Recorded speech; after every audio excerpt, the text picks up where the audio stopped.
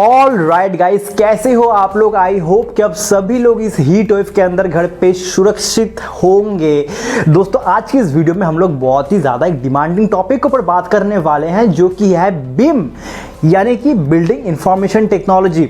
दोस्तों ये जो टॉपिक है आपको बहुत ज़रूर से जानना चाहिए। एंड मैंने देखा कि यूट्यूब पे बहुत सारे आर्किटेक्ट्स एंड इंजीनियर्स सर्च कर रहे हैं चीज़ों को, बट उनको सही से इंफॉर्मेशन नहीं मिल पा रहा है।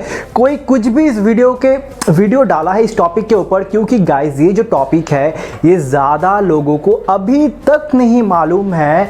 बट एज अ इन्फ्लुएंसर दोस्तों मेरा एक फ़र्ज़ बनता है कि मैं आपको सही नॉलेज दूं बीम के बारे में। हालांकि दोस्तों बीम के ऊपर बहुत ही बड़े बड़े लेक्चर हो सकते हैं, बट आज की इस वीडियो में मैं आपको मोटे मोटे तौर पर समझा दूंगा कि व्हाट इज़ बीम।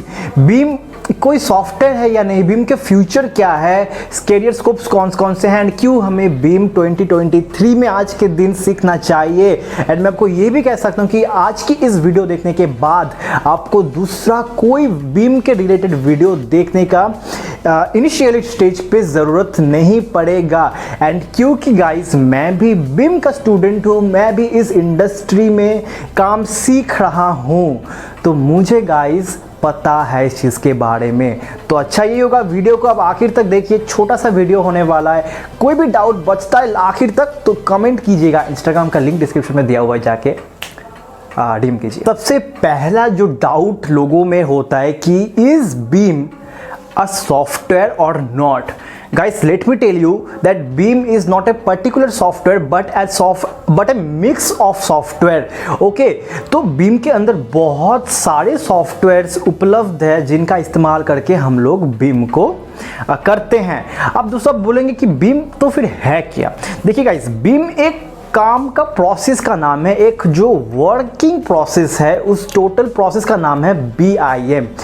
तो इस BIM के अंदर जब डिफरेंट ट्रेड के लोग, डिफरेंट ट्रेड के इंजीनियर्स, आर्किटेक्ट्स एक साथ मिल के कोई प्रोजेक्ट के ऊपर काम करते हैं, तब हम उसको बोलते हैं बीम। इसके अंदर आर्किटेक्ट्स भी आते हैं, इसके अंदर मैकेनिकल इंजीनियर्स भी आते हैं, सिविल वाले भी आते हैं, इलेक्ट्रिकल इंजीनियर्स आते हैं, स्ट्रक्चरल HVAC जैसे इंजीनियर्स भी होते हैं। बात करते हैं सॉफ्टवेयर की, तो इसके अंदर दोस्तों जो मदर सॉफ्टवेयर है, जो कि कोर और जो कि बाप ऑफ ऑल सॉफ्टवेयर आप कह सकते हैं देसी भाषा में, जो कि है रेविट। ओके, रेविट को छोड़ के दोस्तों आपके पास उपलब्ध है नेविसवर्क, बीम 360 जैसे बहुत सारे और भी कुछ एक दो सॉफ्टवेयर्स है। बट दोस्तों रेविट जो सॉफ्टवेयर है इसके ऊपर स्पेशली हर एक फील्ड के आर्किटेक्ट्स एंड इंजीनियर्स काम करते हैं।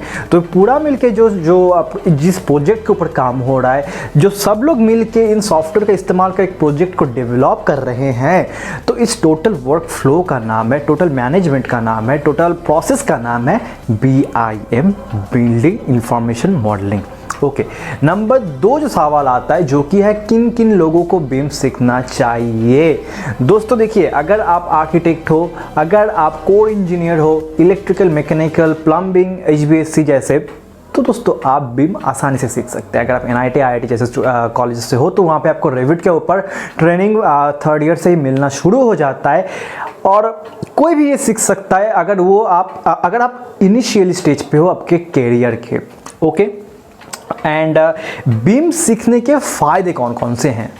दोस्तों सबसे पहला जो फ़ायदा है मुझे बताना पड़ेगा, जो कि है दोस्तों मोटे मोटे तौर पे मैं कह सकता हूँ कि the amount of money you will earn is far more, much more than the industry standard.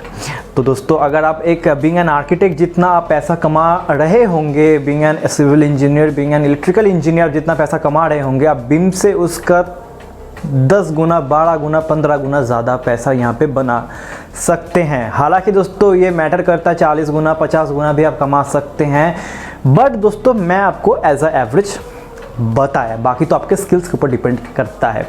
Okay, तो बीम सॉफ्टवेयर के अंदर मैंने आपको कहा कि नेविसवर्क, रेविट एंड आपके बीम 360 ऐसे, हालांकि 3ds मैक्स वगैरह भी होते हैं, बट वो थोड़े से इंटीरियर टाइप के चले जाते हैं। बट रेविट आपको सीखना है, अगर आपको बीम जानना है तो आप रेविट के ऊपर काम शुरू कर दीजिए।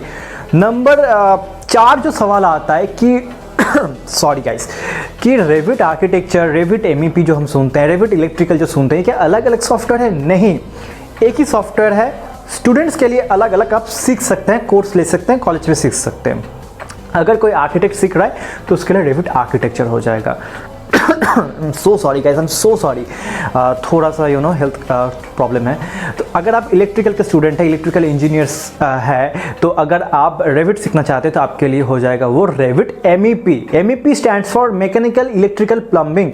अगर मैकेनिकल हो तो मैकेनिकल एंड प्लम्बिंग वगैरह है। एचबीएसी यानी कि डक्ट्स जो जाते हैं, हम लोग देख पाते हैं शॉपिंग मॉल वगैरह में, बड़े बड़े 5 स्टार होटल में, तो वहाँ पे एचबीएसी का भी काम हो जाता है। मोटे मोटे तौर पर गाइस, आपके रेविट के अंदर आपको डिज़ाइन करना रहता है, पूरा का पूरा आउटलेट, पूरा ब्लूप्रिंट, पूरा डिज़ाइन, पूरा इलेक्ट्रिकल सर्किट, कंपोनेंट से लेके स्ट्रक्चर से लेके आपको हर एक चीज़, एक बिल्डिंग पूरा बनाना है सॉफ्टवेयर के अंदर। बस ये दिमाग में डाल लीजिए।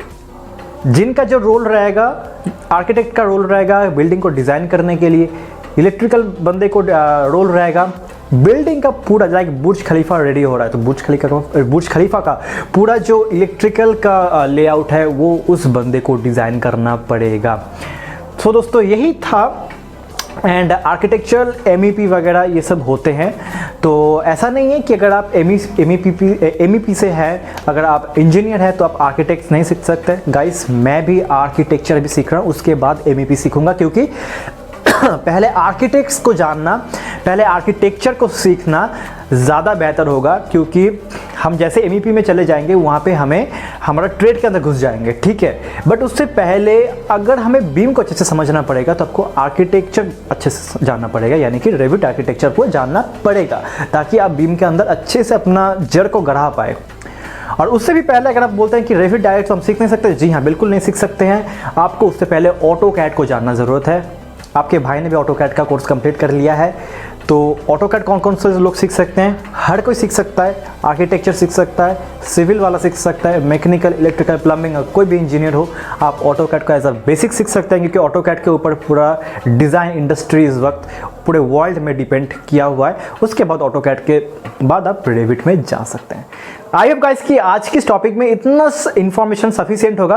अगर रिस्पॉन्स अच्छा आता है तो मैं आगे भी इस चीज़ को कंटिन्यू करूंगा, क्योंकि मैं अभी ऑलरेडी रेविट सीख रहा हूं। तो जितना भी मेरा एक्सपीरियंस रहेगा मैं आपके साथ शेयर करूंगा। मिलता है नेक्स्ट वीडियो में, तब तक के लिए जय हिंद, वंदे मातरम। This is Amrit Kumar Tripathi and subscribe please. Thank you.